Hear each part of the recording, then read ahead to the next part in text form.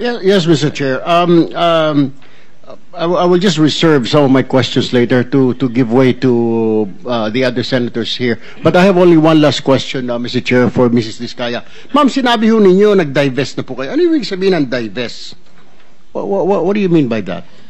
We are no longer part of those companies. Okay. Kung hindi na po kayo part of those companies, how come you're still the chief operating officer, pati ang asawa mo sa ilang construction companies na ito?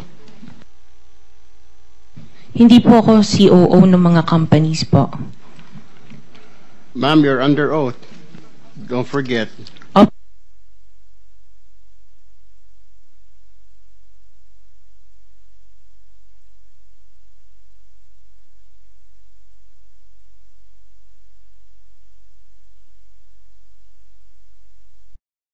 Sorry, tumutulong lang po ako dun sa mga companies.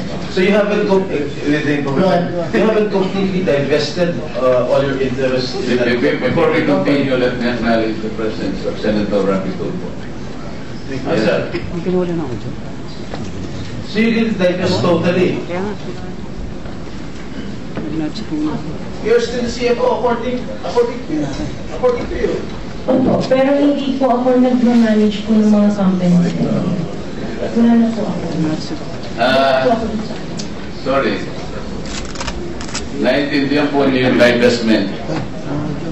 Kanino niyo po i-divest? Kasi po pag nag-divest kayo, there is somebody doon nasalin yung pong inyong interest sa isang company. Kanino po nasalin?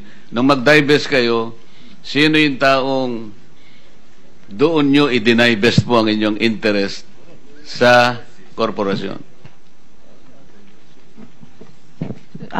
Katulad sa St. Timothy, kay Maria Roma ko binigay po yung aking Sino siya? shares. Kamag-anak mo? She's the niece of my husband.